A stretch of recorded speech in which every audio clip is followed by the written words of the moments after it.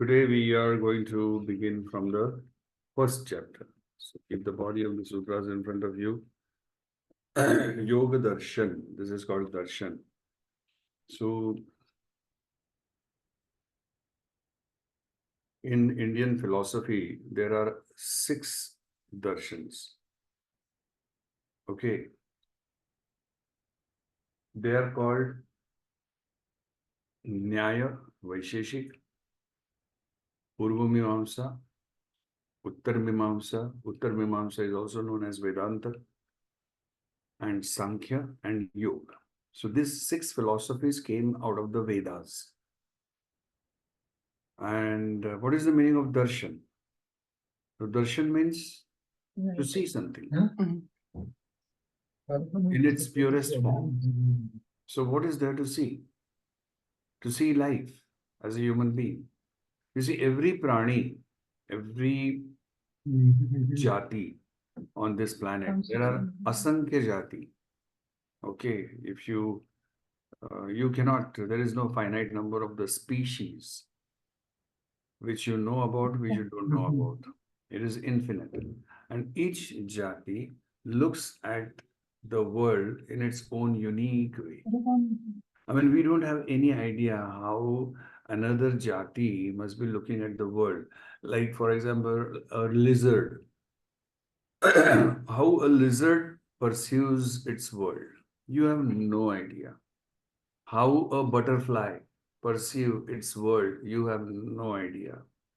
How a small crawling ant perceives its world, you have no idea. Okay. And how a human being perceives his or her world, there also you have no idea. Okay. So, what is the right perception? How should a human being look at life? How should he see life? How should he experience life? How should he behave in life? How should he lead his life? That which tells you this without doubt and succinctly and precisely is darshan. So when you have this darshan, there is no doubt in your mind. है ना? तुमने राम जी के बारे में सुना है, तुमने रामायण बचपन से पढ़ा है, तुमको कथाएं सुनी है राम की, लेकिन वो सब तुम्हारे इमेजिनेशन में है, तुम्हारी बिलीफ सिस्टम में है, तुम्हारी श्रद्धा में है, फेथ में। लेकिन अगर राम जी सही में सामने आके खड़े हो तो दर्शन हो जाएगा तुम्हें। वो दर्शन एक बार हो गया कि फिर राम जी के कथाओं के बाद किसी चीज के बारे में डाउट नहीं रहेगा तुम्हारे। So that is the significance of darshan. अब ये जो 6 दर्शन है, न्याय, वैशेषिक, पूर्व मीमांसा, वेदांत, सांख्य और योग, ये किस चीज का दर्शन करवाते हैं? तो ये सब 6 के 6 दर्शन तुमको अल्टीमेट रियलिटी का दर्शन करवाते हैं। What is the ultimate reality of human existence? जब ये दर्शन होगा तो तुम्हारे मन में ये जो डाउट्स रहते हैं कि मैं क्यों आया हूं, मैं क्यों पैदा हुआ हूं, मेरा लाइफ में पर्पस क्या है, मेरे गोल क्या होना चाहिए, ये सब जितने सवाल है वो सब खत्म हो जाएंगे और तुम कृतार्थ हो जाओगे। तुम्हें पूरी पूरी तरह पता चलेगा कि what is the purpose, meaning and goal of your existence. So that philosophy, that thought process which tells you this without any doubt, that is known as darshan. तो ये 6 दर्शनों में योग दर्शन को सबसे ऊंचा स्थान मिल गया, इसलिए क्योंकि योग दर्शन में ना केवल फिलॉसफी है लेकिन प्रैक्टिकल भी है। अब कोई भी साइंस जो है वो थियोरी और प्रैक्टिकल दोनों मिलकर पूरा, दोनों मिलाकर पूरा होता है ना? हम स्कूल में भी साइंस, केमिस्ट्री पढ़ते हैं, क्लास में थियरी पढ़ते हैं, फिर लेबोरेटरी में जाके उसके एक्सपेरिमेंट्स करते हैं और उसको प्रूव करते हैं। वो प्रूव हो जाता है तो फिर तुम्हें कोई डाउट नहीं रहता उसके बारे में, तुम्हारे सामने एविडेंस रहता है। तो योग सूत्रों की जो त्यांची जी मांडणी है योग सूत्रांची, उसका जो डिलीवरेंस है वो इस आधार पर है कि उसमें थियरी का भी एक्नॉलेजमेंट, मतलब थियरी को भी लिया गया है और उसके बेसिस पर प्रैक्टिकल भी दिए गए हैं. So it is a doubtless, irrefutable conviction which arises when you practice the Yoga Sutras. तो इसलिए पहला सूत्र होता है उसका, वो शुरुआत करते हैं पतंजलि, अथ योग अनुशासनम. और थोड़ी सी बैकग्राउंड इसकी ऐसी है कि पतंजलि ने क्या किया, 2000 साल पहले वो हुए, एग्जैक्ट डेट किसी को नहीं मालूम, 2000 से 2200 साल पहले तकरीबन वो हुए. और उस वक्त तक के ना योग के ज्ञान का भंडार था, लेकिन वो सब फैला हुआ था, कोई कोई ग्रंथ में, कोई शास्त्र में, कोई गुरु के पास है, सो बहुत सारा नॉलेज था ऑलरेडी, लेकिन वो सब फैला हुआ था. पतंजलि ने उनको सिस्टमेटाइज किया उस नॉलेज को इन 195 सूत्रास, जिसको हम आज योग दर्शन करके जानते हैं, योग दर्शन. तो उसमें का पहला सूत्र है, अभी अभी हम पहले 12 सूत्र हम लेने वाले हैं इस प्रकरण में, ये जो अभी हम आज से स्टडी शुरू कर रहे हैं. अभी 12 सूत्र कौन से हैं, इनको पहले पढ़ लेते हैं, ठीक है. तो किताब आपके सामने रखिए. अथ योगानुशासनम. अब इसका मैं विग्रह करके भी बोलते जाऊंगा. अथ योग, जिसको नोट करना है नोट कर ले. अथ योग अनुशासन. योगश्चित्त वृत्ति निरोधः. योग चित्तवृत्ति निरोधः. संस्कृत में तुम्हाला माहिती आहे की खाली फोड करावी लागते अर्थ समजण्याकरता. तदा द्रष्टुः स्वरूपेवस्थानम. तदा द्रष्टुः स्वरूपे अवस्थानम. वृत्ति सारूप्यम इतरत्र. वृत्ति सारूप्यम इतरत्र. That is the breakup. वृत्तयः पंचतयः क्लिष्टा क्लिष्टाः. वृत्तयः पंचतयः क्लिष्टा अक्लिष्टाः. प्रमाण विपर्यय विकल्प निद्रा स्मृतयः. इसमें ब्रेकअप की कोई जरूरत नहीं है. प्रत्यक्षानुमानागमाः प्रमाणानि. प्रत्यक्ष अनुमान आगमाः प्रमाणानि. विपर्ययो मिथ्या ज्ञानमतद्रूप प्रतिष्ठम. विपर्ययो मिथ्या ज्ञानम अतद्रूप प्रतिष्ठम. शब्द ज्ञानानुपाती वस्तुशून्यो विकल्पः. शब्द ज्ञान अनुपाती वस्तुशून्यो विकल्पः. अभाव प्रत्ययालंबना वृत्तिर्निद्रा. अभाव प्रत्यय आलंबना वृत्ति ही निद्रा. अनुभूत विषया संप्रमोषः स्मृतिः. अनुभूत विषय असंप्रमोषः स्मृतिः. अभ्यास वैराग्याभ्याम तन्निरोधः. अभ्यास वैराग्याभ्याम तत् निरोधः. हाँ, 16 तक क्या है सूत्र यहाँ पे. तत्र स्थितौ स्थितौ स्थितौ यत्नोऽभ्यासः. तत्र स्थितौ यत्नः अभ्यासः. स तु दीर्घकाल नैरंतर्य सत्कारा सेवितो दृढ़ भूमि. ये आसान है. स तु वह अभ्यास दीर्घकाल नैरंतर्य सत्कार आसेवितः दृढ़ भूमि दृष्टानुश्रविक विषय वितृष्णस्य वशीकार संज्ञा वैराग्यम दृष्ट अनुश्रविक विषय वितृष्णस्य वशीकार संज्ञा वैराग्यम. And number 16 is तत्परम पुरुष ख्यातेर्गुण वैतृष्ण्यम तत्परम पुरुष ख्यातेः गुण वैतृष्ण्यम. That is the body.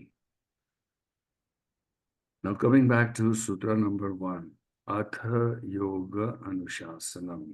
काफी जैसे वेदांत है, वेदांत की जो ब्रह्म सूत्र है वेदांत की, उनकी भी शुरुआत ऐसी की है, अथा तो ब्रह्म जिज्ञासा. अथ मतलब नाउ, अथ का मतलब है नाउ. नाउ पतंजलि कह रहे हैं कि नाउ अभी योग का अनुशासन बता रहा हूं. तो नाउ का क्या, नाउ मतलब कब, अभी मतलब कब, अभी मतलब कब. तो अभी के नाउ के कनोटेशंस है ना, अलग अलग कनोटेशंस है. तो एक तो नाउ मतलब नाउ इंस्टेंट नाउ रहता है ना, एक कि अभी क्या करने का, मतलब अभी क्या करने का, now now now now what to do now now now now right now. So there is one now. So there is an immediacy in that now, urgency in that now, right? Now. फिर दूसरा एक now है जो थोड़ा सा futuristic now है, कि जैसे अभी घर में बेटे ने अभी 12वीं का एग्जाम पास कर लिया है, तो पेड़े वेड़े लेके आया है, अरे वाह वाह बेटा, congratulations congratulations. So now what are your plans in future now, मतलब अभी इसके आगे क्या. So there is no immediacy here, but it is predicting the plan of action. You get it? तो वो एक नाउ हो गया. एक नाउ अभी, अरे नाउ क्या करने का, ये वाला नाउ हो गया. फिर दूसरा वो लंबी दौर का नाउ हो गया कि नाउ henceforth इसके आगे क्या करने का, प्लानिंग नाउ, वो नाउ हो गया, है ना. फिर और एक नाउ है. अब वो नाउ कौन सा है, ये डॉक्टर के पास गया, वो डॉक्टर के पास गया, फलाने डॉक्टर के पास गया, ये ट्रीटमेंट लिया, वो ट्रीटमेंट लिया, किसी से फायदा नहीं हो गया, किसी से फायदा नहीं. And now finally you go to this particular doctor. वो जो डॉक्टर है वो नाउ वो एकदम super super super special. So now you go to him. तो यहाँ पे क्या है, रिकवरी का मामला है यहाँ पे, है ना, रिज्यूमिनेशन का मामला है, बीमारी को दूर करने वाला,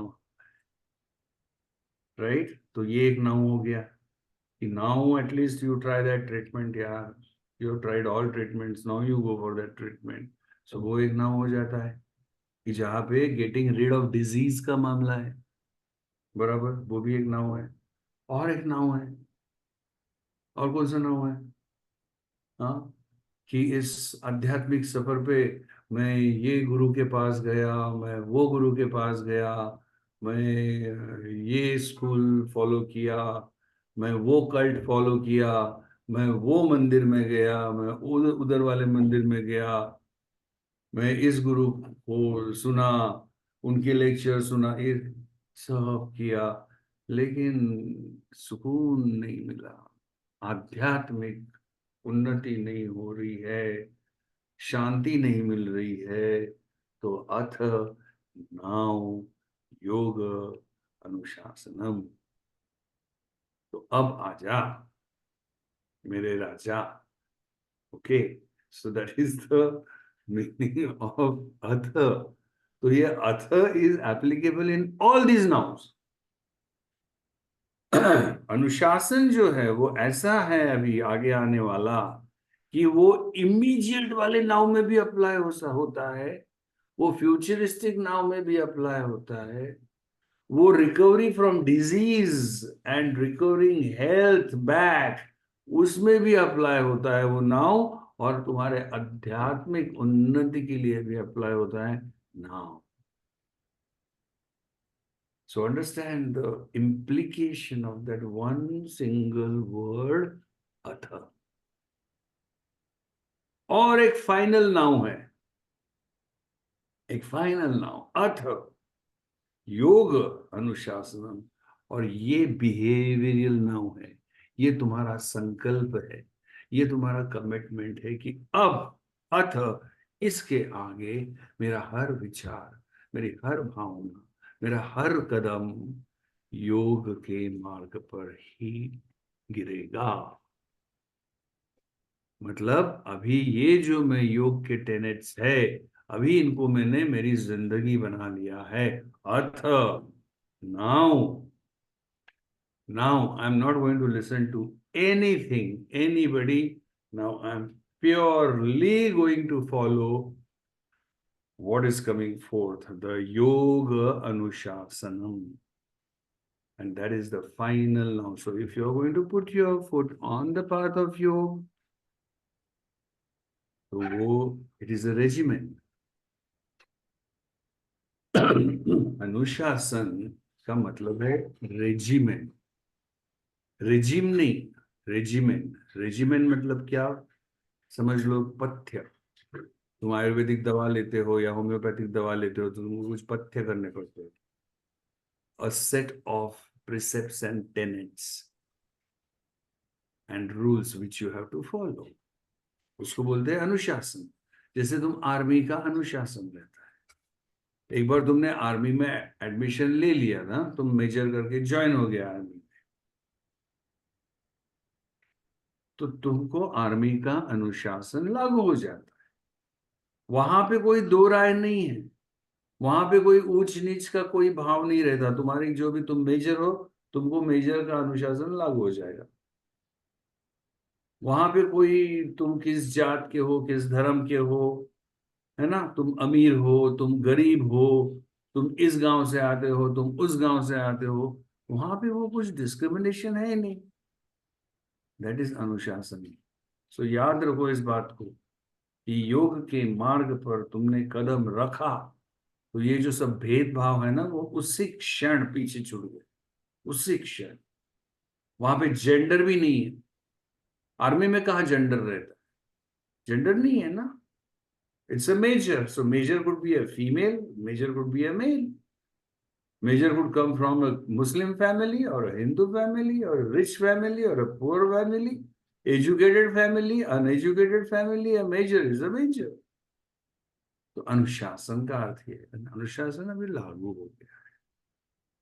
और फिर वो मेजर ये बोलता है क्या, once a major always a major, once a colonel always a colonel, है ना. वो सुबह में कल कर्नल रहेगा, दिन में कर्नल रहेगा, और रात में कर्नल नहीं रहेगा. ऐसा होगा क्या कभी? ऐसा नहीं होगा ना. Once is a colonel, is a colonel, क्योंकि वो अभी अनुशासन में आ गया है. तो फिर once a yogi always yogi, once a योग साधक ऑलवेज योग साधक. फिर सुबह में योग साधक रहने का, और रात को फिर वो बिल्ली आंख बंद करके दूध पीती है और उसको लगता है कि कोई नहीं देख रहा मेरे को, वैसा करने का. तो फिर वो तो अनुशासन का पालन नहीं हुआ ना.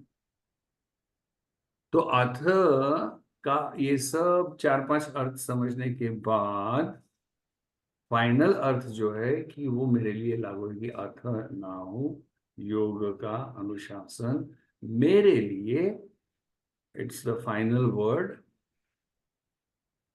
and I have to follow it.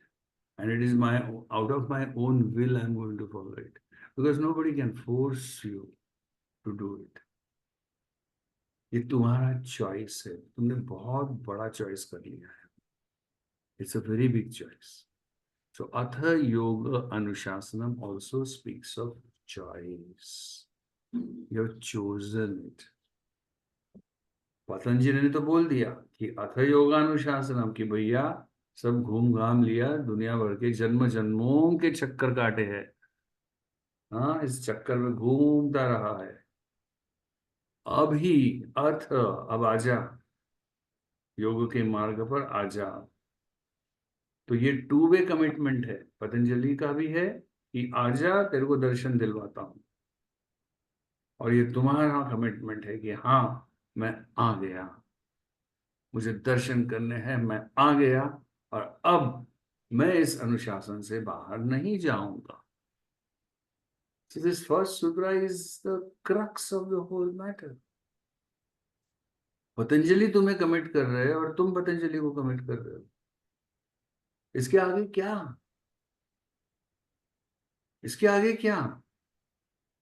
इसके आगे कोई डाउट बचता ही नहीं है.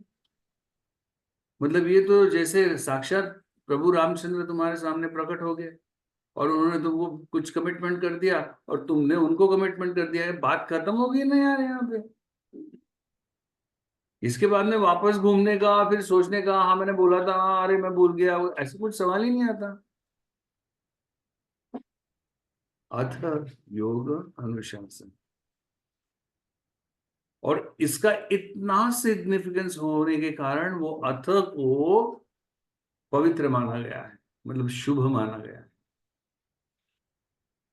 तो काफी कमेंटेटर्स ने इस योग भाष्य के, योग सूत्रों के कमेंट्रीज में अथ को शुभ माना है कि like it is a pious word. तो शुभ क्यों माना है उसको? इस कारण माना. It is a commitment from the Lord. महामुनि भगवान पतंजलि का कमिटमेंट है और तुम भी उन्हें कमिट कर रहे हो, इसलिए वो अथ इतना इम्पोर्टेंट, वो पवित्र हो गया वो शब्द एकदम. अथ योग अनुशासन.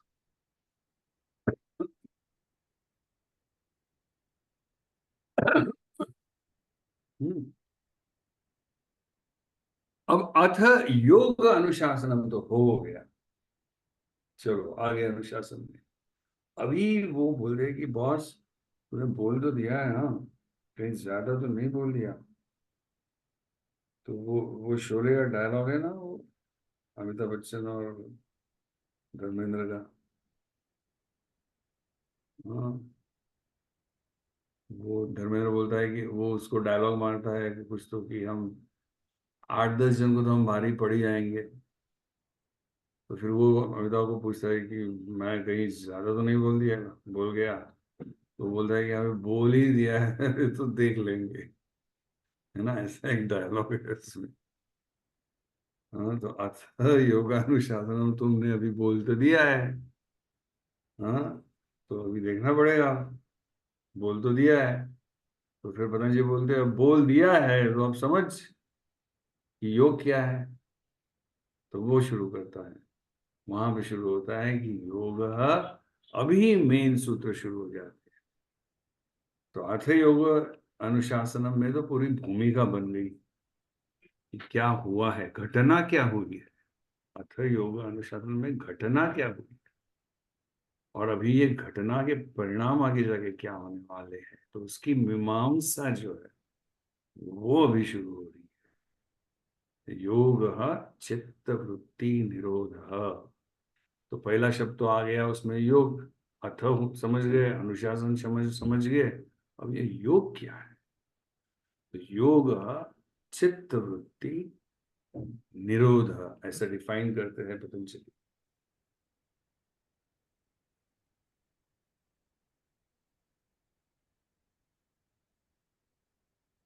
तो योग चित्त वृत्ति निरोध.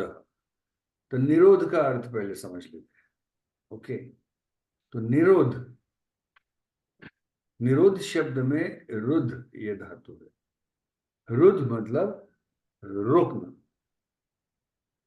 और निहि उसको प्रीफिक्स लगा हुआ है. तो निहि का मतलब है कि निशेष रोकना, मतलब कुछ रिमाइंडर ना बचे. जैसे 16 डिवाइडेड बाय 3 किया तो 3 5 15, रिमाइंडर कितना बचा? 1. राइट. 17 को 3 से डिवाइड किया, 3 5 15, फिर से रिमाइंडर कितना बचा? 2. तो ये जो वृत्तियां हैं चित्त की, असंख्य वृत्तियां, उनका निरोध मतलब उनको पूरा रोकना.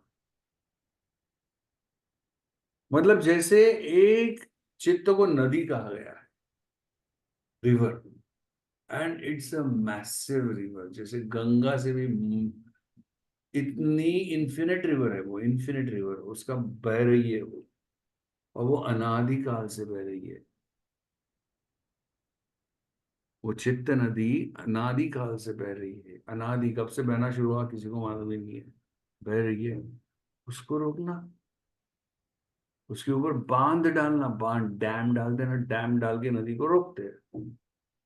और वो डैम भी ऐसे डालना कि उसमें से यहाँ काने कोने से कहीं क्रैक से पानी थोड़ा सा बह रहा है, जिरप रहा है, इधर से निकल रहा है, थोड़ा सा ओवरफ्लो हो रहा है एक पॉइंट पे। ऐसा कुछ भी नहीं होना चाहिए, एक बूंद भी इधर नहीं आनी चाहिए। That is the meaning of निरोध।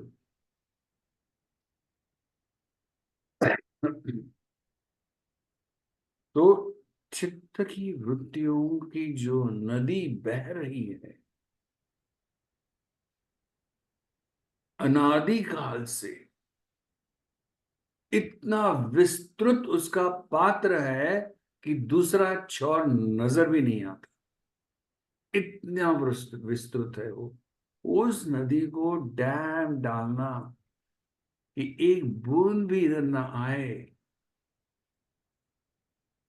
वो है योग। और ये सुन के ही डर लगेगा। आम आदमी तो बोलेगा जान दो यार, मैं ठीक हूँ, मेरे को ये नदी भी नहीं, कोई डैम भी नहीं डालने का, I am happy where. So, but this is, see, Patanjali Yoga Sutras are very terse. योग सूत्रों में कोई फ्लावरी लैंग्वेज वगैरह, क्योंकि वो सूत्र है ना। सूत्र की डेफिनेशन क्या है मैंने बताई थी पहले एक बार। अल्पाक्षरम असंदिग्धम सारवत विश्वतोमुखम अस्तोभनम अनवद्यम च सूत्र सूत्र विदो विदुहु। तो सूत्र ऐसा रहता है। तो यहाँ पे Patanjali is not sitting here to pamper you और एनीथिंग। वो तो तुमको हार्ड फैक्ट्स तुम्हारे सामने रख रहे हैं। सूत्र इज लाइक बाप दाखव रहा है तो श्राद्ध कर, it is like that. And that is the reason सूत्रों का अभ्यास बहुत कम लोग करते हैं, सिंसियर अभ्यास, सुपरफ्लुअस अभ्यास करते होंगे, लेकिन उसमें कोई दम नहीं है। दैट्स व्हाई, क्योंकि सूत्र ऐसे है कि तुम सूत्रों में अगर उतरोगे ना तो तुमको वैसा जीना पड़ता है। अगर तुम वैसे नहीं जियोगे तुम बाहर निकल जाओगे, तुम छोड़ दोगे सूत्रों का स्टडी। अभी पहला ही सूत्र ऐसा बोल रहा है कि योग है चित्त वृत्ति निरोध। अच्छा, हम लोग इसको प्रॉपरली एनालाइज करेंगे सब चीजों को। Okay, first let us understand the body, क्या हमें स्टडी क्या करना है ये तो पहले समझ लेते हैं। तो योग चित्त वृत्ति निरोध, तो निरोध का अर्थ तुम समझ गए, इसलिए उन्होंने इतना, निरोध is a very powerful word, कि जो निसर्ग के नैसर्गिक बहाव है उस चित्त नदी का, उस चित्त नदी की वृत्तियों का, उसको, उसका निरोध, निशेष रोध करना, दैट इज निरोध। It's a very powerful word. Okay, अभी निरोध समझ गए क्या है। अभी चित्त वृत्ति क्या है ये समझना है आगे जाके, वो समझेंगे, we will come to that. लेकिन उसके बाद का सूत्र जो है, तो फिर तुम्हारे मन में सवाल आता है कि अच्छा चलो ठीक है, हमने अगर खुदा ना खास्ता हमने वो निरोध कर ही डाला तो क्या होगा। तो पतंजलि कहते हैं तदा द्रष्टु स्वरूपे अवस्थानम, तब तुम ये जो खुद को जो आत्मन आत्मन जो कहते हो, या तुम्हारी जो भी खुद की पहचान तुम समझते हो कि मैं जीवात्मा हूं, या मैं सोल हूं, या आई एम ए स्पिरिट वगैरह जो भी तुम ये समझते हो, इसको वर्ड दिया है हमारे शास्त्र में दृष्टा। दृष्टा मतलब जो देखता है, दृष्टा मतलब फाइनल देखने वाला, फाइनल देखने वाला। ओके, वो अपने स्वरूप में अवस्थित हो जाता है, मतलब उसको अपने स्वरूप का पूरा पूरा भान जिसको कहते हैं, या रियलाइजेशन जिसको बोलते हैं, हो जाता है उस दृष्टा को। तो फिर दूसरा सवाल तुम्हारे मन में आता है कि भान हो जाता है, खुद का रियलाइजेशन होता है, मतलब क्या वो रियलाइज नहीं रहता क्या उसको? आमतौर पे फिर क्या भान नहीं रहता क्या उसको? तो पतंजलि कहते हैं हाँ, वृत्ति सारूप्यम इतरत्र। इतरत्र का मतलब है eight other times. Other times मतलब कौन से अदर टाइम्स? जब चित्त की वृत्तियों के नदी का निरोध नहीं हुआ है, तब वाले टाइम, तब वाले टाइम में वो जो दृष्टा है वो अपने आप को चित्त की वृत्तियों के साथ आइडेंटिफाई करते रहता है, उनके साथ सारूप्य साधते रहता है। मतलब जैसे कि वो मैं ही हूं, जैसे फॉर एग्जाम्पल तुम पिक्चर देखने गए। हाँ, कुछ कुछ लोग बहुत सेंटिमेंटल रहते हैं ना, पिक्चर देखने को जाते हैं, और जैसे हम भी थे छोटे थे तो अभी भी होता है कभी कभी, है ना, कि पिक्चर देखते देखते अपन इतने इन्वॉल्व हो जाते हैं कि वो हीरो के साथ रोने लगते हैं, वो हीरोइन के साथ रोने लगते हैं, उसके साथ हंसते लगते हैं। अगर वो हीरो जीतता है तो हमारा भी हार्ट ऐसा एकदम हैप्पी हो जाता है ना। अगर वो हीरो के, वो विलन वो हीरो को ऐसा मारने आ रहा है चुपके से और हीरो को पता नहीं, तो हमारी ऐसी हलचल हो जाती है दिल में कि अरे अरे यार देखना, अरे देखना वो पीछे से आ रहा है, देखना मारेगा अभी उसको। ये जो इन्वॉल्वमेंट हो जाती है, because why it is happening, because you are identifying yourself with that movie, है ना।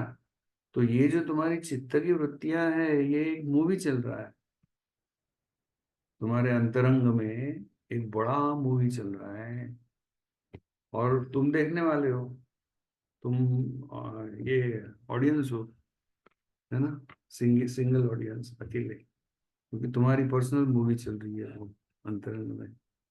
और तो वो जो मूवी में भी जो भी घटनाएं हो रही है, उनके साथ तुम आइडेंटिफाई करते रहते हो कंटिन्यूअस।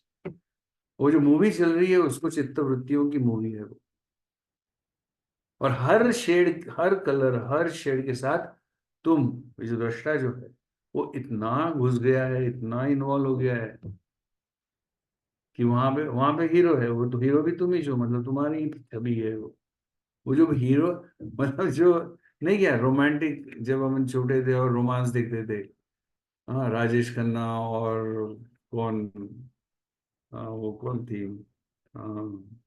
मुमताज, समझ लो, राजेश खन्ना और मुमताज का अगर सॉन्ग चल रहा है तो तुम भी करते थे ना, राजेश खन्ना की जगह खुद को देखते थे, और वो जो तुम्हारी, जिससे तुमको प्यार हो गया है, कोई लड़की तुम्हारी गर्लफ्रेंड, उसको मुमताज की जगह देखते थे, और फिर एनैक्ट करते थे ना वही गाना वगैरह सब, किया है ना सबने मिरर के सामने जाके वगैरह। हाँ, तो वैसा, तो वो जो अंतरंग में जो चित्त की वृत्तियों का पिक्चर चालू है, उसमें तुम ही नहीं, तुम ही हीरो हो उसमें, और वो हीरो जो भी कर रहा है येड़े चाले, उसके साथ तुम खुद को आइडेंटिफाई कर रहे हो हर पल, हर पल। तो वो हीरो को खुश हुआ, तुम खुश हो जाते हो, हीरो रोने लगा, तुम रोने लगते हो। तुम तो प्रेक्षक हो यार, ये नहीं समझ पाते तुम, क्योंकि तुम इतना घुस गए हो फिल्म में कि तुम ये भूल गए हो कि तुम प्रेक्षक हो। तुम प्रेक्षक हो, तुम ही वो स्क्रिप्ट लिख रहे हो, तुम ही उसको डायरेक्ट कर रहे हो, तुम ही उसका चित्रीकरण भी कर रहे हो, तुम ही उसकी आगे की स्टोरी भी लिख रहे हो। ये सब तुम भूल जाते हो और तुम इतने इन्वॉल्व हो गए हो कि वो स्टोरी फिर अपने ही आधार पर बहने लगती है, क्योंकि तुम्हें तुम्हारा भान ही नहीं रहा। तो तदा द्रष्टु स्वरूपे अवस्थानम, मतलब तुम जग जाओगे ऐसे, असं झोपी गेलेला जागा झाला जसं असं ना, खडबडून जागे व्हाल तुम्ही एकदम असे। और जब तुम जग जाओगे तो तुमको पता चलेगा कि ये पूरी मूवी चल रही है, इसमें मेरा कोई रोल है ही नहीं, मैं तो सिर्फ प्रेक्षक हूँ, देख रहा हूँ इस मूवी को। और द मोमेंट तुमको ये पता चलेगा कि ये मूवी चल रही है, मैं तो सिर्फ प्रेक्षक हूँ, देख रहा हूँ इस मूवी को, उस वक्त मूवी खत्म हो जाएगी। वहां पे एंड आता है ना, पहले जमाने में पिक्चर के द एंड ऐसा आता था स्क्रीन पे पिक्चर खत्म होने के बाद, और तुम फ्री हो जाओगे, तुम मुक्त हो जाओगे, तुम लिबरेट हो जाओगे, तुम अपने असली स्वरूप में अवस्थित हो जाओगे, तुम सच्चिदानंद हो जाओगे। फिर कभी दोबारा तुम्हें दुख का स्पर्श नहीं होगा, फिर दूसरी पिक्चर देखने के लिए वापस टिकट नहीं निकालनी पड़ेगी। मैं तो देखते रहोगे फिल्में, देख ही रहे हो, एक जन्म का एक मूवी, ऐसे असंख्य मूवी। तो कमिंग बैक, अथ योग अनुशासनम, योग चित्तवृत्ति निरोध,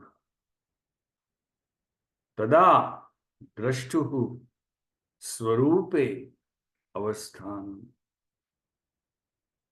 वृत्ति सारूप्यम इतरत्र। ये चार सूत्रों में पूरा योग का ज्ञान आ गया है। बस अगर तुम ये चार सूत्र समझ गए, बिल्कुल क्लैरिटी इन डिटेल, अगर ये चार सूत्र तुम समझ गए तो तुमको सब समझ गया।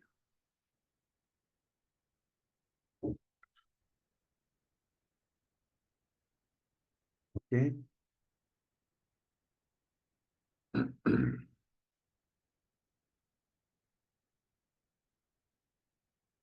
ऑलराइट। अभी और थोड़ा सा आगे जाके फिर से वापस आएंगे। इसके आगे का सूत्र पतंजलि कहते हैं, अब यहाँ यहाँ पे तो थोड़ी थोड़ी आइडिया आने लगी अपने को कि योग क्या है। अथ योग अनुशासन, मतलब अभी मैं जो मार्ग पर चल रहे, सो इट्स अ कमिटमेंट। मेरा पहला सूत्र तो कमिटमेंट का सूत्र है। नहीं तो फिर ऐसा करो, अगर तुमको कमिटमेंट नहीं करना है ना, मत जाओ आगे, छोड़ दो। जब वक्त आएगा, बाद में आएगा। हाँ, तो जिसको रॉक बॉटम कहा जाता है, तुम अभी तक के रॉक बॉटम अगर हिट नहीं किया है ना, तो मत आओ इधर। तुम जाओ ना और घूमो, और इधर जाओ उधर जाओ, ये कल्ट में जाओ, वो कल्ट में जाओ, ये प्रयोग करो, वो प्रयोग करो, सब दुनिया भर का करो। अभी फाइनली आओ इधर और फिर कमिट करो। लेकिन एक बार कमिट किया तो किया। तो पहला सूत्र बहुत इंपॉर्टेंट है, और वो तुम्हारे ही हाथ में कमिटमेंट। दूसरा कोई तुम्हारे लिए कौन कमिट करेगा यार? कौन कमिट करेगा तुम्हारे लिए? तुम्हारी कमिटमेंट तुमको ही करनी है ना,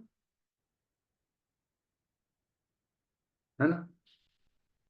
लेकिन हम लोग क्या करते हैं, हम रैशनलाइजेशन और प्रोजेक्शंस करते रहते हैं। हम कमिट नहीं करते खुद। हमारी कमिटमेंट निर्भर रहती है, वो उसने ऐसा किया ना तो फिर मैं ऐसा करूंगा, और तूने ऐसा किया इसलिए मैंने ऐसा किया, सो that is called projection.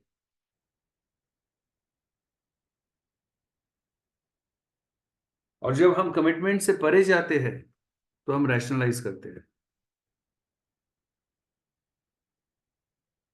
Rationalisation मतलब क्या? खुद को कंसेशन देते रहना। जब तुम कमिटमेंट से दूर हटोगे, नहीं ठीक है आज नहीं, कल से, कल से, कल से पक्का, हाँ? तुमने कमिटमेंट किया कि मैं अभी आज से क्या योगासन शुरू करूंगा, कमिटमेंट किया, नहीं किया कमिटमेंट, तो फिर तुम नहीं, कल से, कल से भी नहीं हुआ, कमिटमेंट फेल, फिर तुम बोलोगे अभी अभी अगली 1 तारीख से किसी हालत में डायरेक्ट स्टूडियो को फोन, हेलो 1 तारीख से मेरी एडमिशन पक्की है, कितना फी भरना है बोलो, अब भी भेज रहा हूँ गूगल पे से। So this is all rationalisation, procrastination, ये सब रैशनलाइजेशन। तो एक तो हम रैशनलाइजेशन करते रहते हैं, नहीं तो फिर हम प्रोजेक्शंस करते रहते हैं for all your faults, and because you don't want to take your own responsibility, because you don't want to commit, you will project it on somebody else. मैंने, I am a counsellor, I am a certified counsellor and psychotherapist. तो मैंने बहुत सारी counselling, बहुत साल किया है counselling, अलग अलग केसेस पे किया। मैंने मैट्रिमोनियल काउंसलिंग किया हुआ है, ओसीडी का मैंने काउंसलिंग किया हुआ है, ऑब्सेसिव कंपल्सिव डिसऑर्डर का, मैंने सिजोफ्रेनिया वालों का काउंसलिंग किया है, मैंने डी एडिक्शन का काउंसलिंग किया हुआ है, बहुत सारे किए हुए हैं। और ये मैं इतनी टिपिकल केस है। एक डी एडिक्शन की एक केस थी, वो हस्बैंड वॉज अल्कोहलिक और उसकी बीवी जरा मोटी थी, तो वो उसने बोल दिया कि वो, तू वेट लॉस कर, मैं दारू छोड़ दूंगा। वो अड़ गया था उस पर, तू वेट लॉस कर, तू मोटी है इसलिए मैं दारू पीता हूँ, और वो बोल रही थी कि तू दारू छोड़, मैं वेट लॉस करूंगी।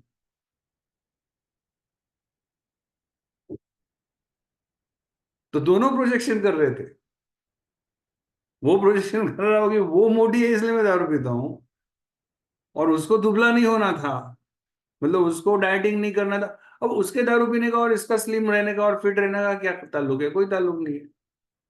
और उसका मोटी रहने का और इसका दारू छोड़ने का क्या ताल्लुक है? कोई ताल्लुक नहीं है, लेकिन दोनों ने प्रोजेक्शन कर लिया था। This is projection.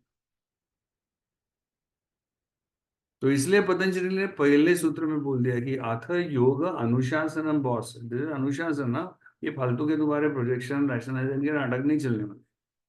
अगर वो नाटक करने हैं तो आओ मत यहाँ पे, get out. It's a very terse सूत्र, understand it, it's a science. Science के रूल्स रहते हैं ना, E is equal to MC square, rule of gravity, rule of motion. उसमें ये चलेगा क्या? हैंकी पैंकी, प्रोजेक्शन, रैशनलाइजेशन, कि नहीं नहीं अभी ये जो गिरेगा ना, ये पत्थर अभी ये स्लो, ये पत्थर क्यों फास्ट नीचे गिरा, मेरे को नहीं चाहिए ये। This is, is it not childish and ridiculous? That is precisely what we do when we don't want to stick to our commitments. We are so conveniently go in projection and rationalization.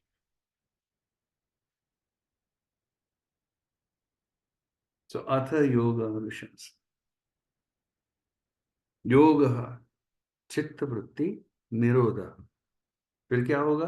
तदा, then, drashtu, वो वो original, original एक ही है वो देखने वाला, वो प्रेक्षक साक्षी को अपने स्वरूप का साक्षात्कार हो जाएगा। अवस्थानम, स्वरूप है अवस्थान, मतलब उसको अपना साक्षात्कार हो जाएगा। अभी तक क्यों नहीं हो रहा था? क्योंकि अभी तक वो वृत्तियों में सारूप पे आइडेंटिफाई कर रहा था अपने आप को, वो पिक्चर देखने में पूरा घुस गया था उसका दिमाग। अब भी अलग हो जाएगा वो, नहीं तो वो वृत्तियों के साथ आइडेंटिफाई कर रहा था। ये वृत्तियां कितनी है? पतंजलि बोलते हैं वृत्तियां असंख्य है, लेकिन वो सब 5 हेड्स के अंडर उसको कैटेगराइज कर सकते हैं। समझ के लिए, समझने के लिए, असल हर हर पल वृत्तियां उठती रहती है हमारे चित्त में, अभी अभी वृत्तियां उठ रही है। ये जो मैं तुमसे बोल रहा हूँ, ये वृत्ति से तो बोल रहा हूँ, वृत्ति तो मुझे बुलवा रही है, असंख्य वृत्तियां। लेकिन ये सब असंख्य वृत्तियां 5 हेड्स के अंडर उनको कैटेगराइज किया जा सकता है। सो वो कहते हैं वृत्तय पंचतय क्लिष्टा क्लिष्टा क्लिष्टा अक्लिष्टा। तो वृत्तियां 5 है और वो क्लिष्ट हो सकती सकती है और अक्लिष्ट हो सकती है। मतलब दो ही दिशाएं हैं, एक तो निरोध की तरफ जाएंगी, तुमको निरोध की तरफ ले जाएंगी, या दूसरा सारूप्य की तरफ ले जाएगी, मतलब वृत्ति आइडेंटिफिकेशन की तरफ ले जाएगी। वृत्तियां 5 है। ये क्यों बता रहे हैं पतंजलि? वृत्तियों का निरोध करना है। तो वृत्तियां क्या है, कैसे काम करती है, उनके परिणाम क्या होते हैं, ये तो पता चाहिए। इसलिए अभी ये मीमांसा शुरू की है उन्होंने कि भैया वृत्तियां 5 है, और वो एक तो तुम्हें बाहर निकालेगी इन सब से, नहीं तो गड्ढे में और ले जाएगी। दो ही there is no middle course. Either you go towards निरोध और यू गो टुवर्ड्स भोग। वृत्तियों के साथ सारूप्य करना यही तो भोग है, क्योंकि वो मूवी चल रही है, वो मूवी के साथ में तुमको आइडेंटिटी, वो हंसा हीरो तो तुम हंसते हो, वो रोया तो तुम रोते हो, है ना? तो ये आइडेंटिटी, यही तो भोग है तुम्हारा। तो एक तो निरोध की तरफ जाओगे, नहीं तो सारूप्य की तरफ जाओगे। वो वृत्तियां तुम्हें दो दिशा में ही ले जाएंगी, there is no middle course. तो इसलिए तुम ये जो कहते हो ना कि यार अभी मैं ब्रेक ले रहा हूँ, don't disturb me for 1 week, I am taking a break, तो ऐसा ब्रेक कभी होता ही नहीं है। There is no such thing as break. The train is running on 2 tracks. So one is निरोध and one is सारूप्य। तो उसपे वो 2 ट्रैक ऐसे रन हो रहे हैं, उसमें मिडिल कोई ग्राउंड ही नहीं है कि ट्रेन बोलेगी नहीं अभी मैं ना फेंस पे यहाँ पे खड़ी रहती हूँ, फिर तो ये ट्रैक पे रन, मेरे को थोड़ा सोचने दो। यहाँ पे सोचने का टाइम ही नहीं है, क्योंकि तुम्हारा सोचना यही एक वृत्ति है। समझे क्या? There is no pause here, there is no pause. क्योंकि तुम्हारा ये कहना कि अभी अभी, हाँ 1 मिनट मेरे से बात मत करो, मेरे को थोड़ा सोचने दो, ये भी वृत्ति है। तुम बड़बड़ कर रहे हो, वो भी वृत्ति है। तुम सपने देख रहे हो, वो भी वृत्ति है। निद्रा, तुम गहरी नींद में, निद्रा अभाव प्रत्यालंबना वृत्ति ही निद्रा।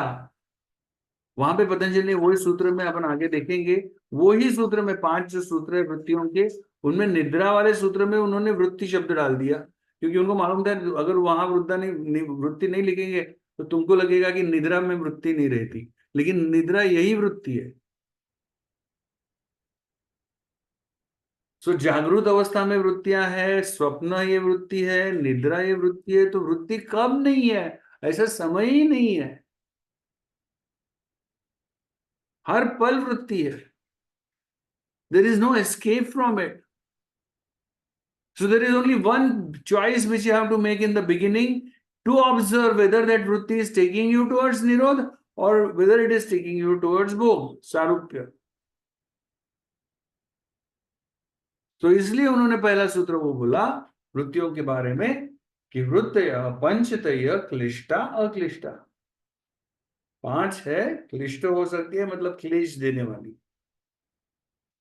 और अक्लिष्ट हो सकती है मतलब क्लेश से मुक्त करने वाली।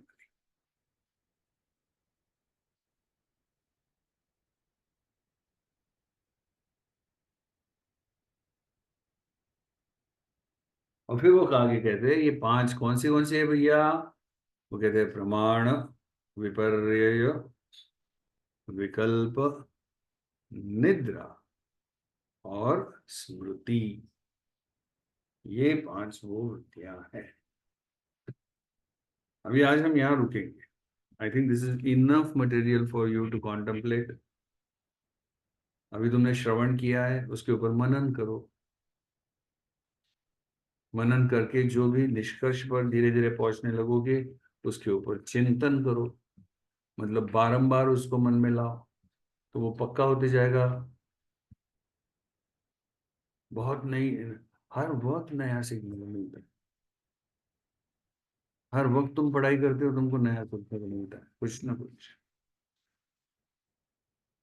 तो मनन करो, चिंतन करो, और जो चिंतन में रहेगा फिर उसके ऊपर ध्यान लगाओ, उसको बारंबार अपने कॉन्शियसनेस में प्रकट होने दो. That is the way you learn. Okay, so I'm going to put a stop to the recording now.